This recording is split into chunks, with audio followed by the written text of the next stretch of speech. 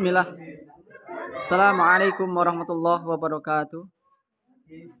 Innal hamdalillah nahmaduhu wa nasta'inuhu wa nastaghfiruh wa na'udzu billahi min syururi anfusina wa min sayyiati a'malina may yahdihillahu fala mudhillalah wa may yudlilhu fala hadiyalah.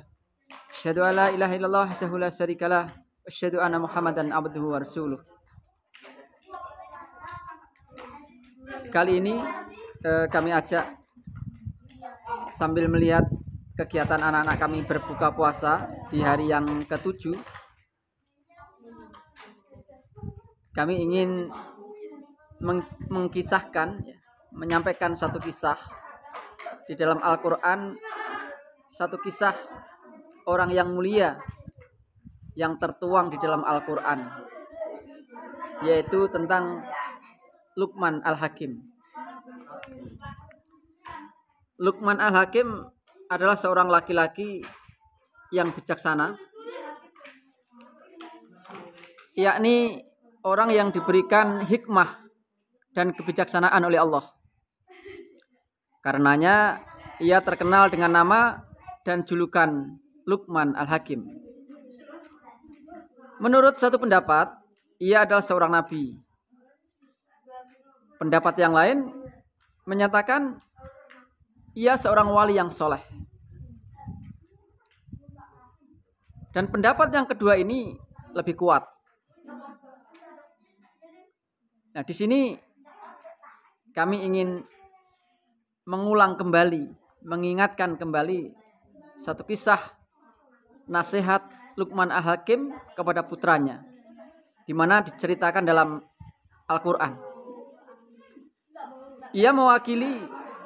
Ia mengawali nasihat dengan memperingatkan putranya, yaitu dari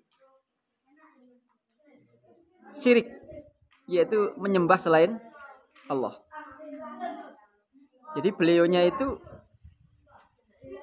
memperingatkan kepada putranya agar betul-betul menjauhi daripada perbuatan syirik, yaitu menyembah selain Allah, menduakan Allah, mensekutukan Allah. Dan menyampaikan kepada putranya bahwa syirik adalah sebagai kezaliman yang besar. Ya, Allah menceritakan nasihat indah itu tertuang, diabadikan di dalam Al-Quran, yaitu Quran surat Al-Luqman ayat 13. Dan ingatlah ketika Luqman berkata kepada anaknya, ketika dia memberi pelajaran kepadanya, Ya bunayya, wahai anakku, janganlah engkau mempersekutukan Allah. Sesungguhnya mempersekutukan Allah adalah benar-benar kezaliman yang besar. Saudaraku, inilah satu kebiasaan para nabi dan orang-orang soleh dahulu, yang memberikan skala prioritas suatu pengajaran kepada anaknya, yaitu ditekankannya akan arti penting sebuah keimanan kepada Allah, serta agar menjauh sejauh-jauhnya yaitu daripada perbuatan syirik, yaitu mensekutukan daripada Allah. Karena iman dan menjauhi syirik adalah hal terpenting bagi seorang hamba, dan itu berkaitan dengan kebahagiaan hakiki dan abadi di akhirat kelak. Saudaraku, setelah memperingatkan putranya dari syirik, Luqman pun melanjutkan nasihat yang teksnya, wahai anakku, sungguh jika ada perbuatan buruk seberat biji sawi, sekecil apapun itu, dan berada dalam batu atau di langit atau di bumi, niscaya Allah mengetahuinya dan akan memberinya balasan. Sesungguhnya Allah Maha mengetahui perkara-perkara yang samar dan Maha mengetahui hakikat perkara tersebut. Quran surat Al-Luqman 16. Dengan nasihat ini, Luqman memberikan pemahaman kepada putranya bahwa Allah Ta'ala kuasa atas segala sesuatu dan mengetahui segala sesuatu. Sampai-sampai seandainya ada suatu perbuatan buruk seberat biji sawi pun, maka itu tidak akan menjadikan Allah lengah sehingga tidak mengetahuinya. Allah Ta'ala mengetahuinya dan akan mendatangkannya di hari kiamat untuk diberi balasan. Dimanapun keburukan itu berada dan dimanapun keburukan itu dilakukan. Saudaraku, coba marilah kita perhatikan. Hal pertama yang Luqman sampaikan adalah memperingatkan putranya agar menjauhkan satu perbuatan-perbuatan yang itu berbau kesyirikan dan memberinya sebuah pelajaran tentang tauhid, yaitu mengesahkan Allah, menjadikan itu Allah itu satu-satunya zat yang diibadahi. Dan hal ini mengingatkan kita kepada satu hadis yang bunyinya, dahulu kami bersama Nabi kita Sallallahu Alaihi Wasallam saat kami menjelang usia balik.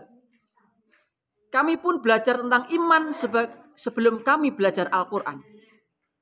Kemudian kami mempelajari Al-Quran. Maka semakin bertambahlah keimanan kami dengannya. Hadis riwayat Ibnu Majah. Jadi saudaraku, perkara iman, perkara mentauhidkan Allah, ini harus didahulukan dan diprioritaskan atas seluruh amal lainnya. Karena amal seorang tidak akan diterima selama ia tidak beriman kepada Allah Ta'ala. Allah berfirman di dalam Quran surat An-Nisa, dan barang siapa mengerjakan amal kebajikan, baik laki-laki maupun perempuan, sedang dia beriman, maka mereka itu akan masuk ke dalam surga dan mereka tidak dizalimi sedikit pun. Saudaraku, dari riwayat cerita Luqman Al-Hakim ini bisa kita ambil satu hikmah dan pelajaran, di mana situasi pada saat ini tidak ada satu perkara yang penting bagi kita adalah agar kita ini menjaga anak-anak kita tetap dalam kondisi fitrah suci, yaitu mentauhidkan Allah. Di situasi zaman berada pada zaman yang penuh fitnah semacam ini, maka kita sebagai orang tua mesti sekuat tenaga berupaya dengan segala cara bagaimana anak-anak kita ini bisa selamat dari kesyirikan. Gimana anak-anak kita ini agar iman tauhidnya tidak ternodai dari pemikiran-pemikiran yang perjalanan waktu semakin hari banyak bermunculan pemikiran-pemikiran yang itu menodai daripada iman tauhid itu tadi. Tentunya kita saling mendoakan, semoga kita sebagai orang tua diberi kekuatan oleh Allah, diberi kesabaran oleh Allah untuk terus membersamai anak-anak kita, untuk menuntun mereka untuk menuju satu generasi-generasi yang bertauhid dan tidak mengenal kesyirikan. Generasi-generasi yang kuat secara keimanan sehingga anak-anak kita tidak terombang-ambing oleh banyaknya pemikiran-pemikiran yang saat ini bertebaran di sekeliling kita, yang itu menjadi bagian dari fitnah akhir zaman.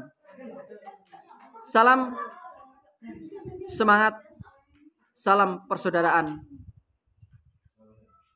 Assalamualaikum warahmatullahi wabarakatuh.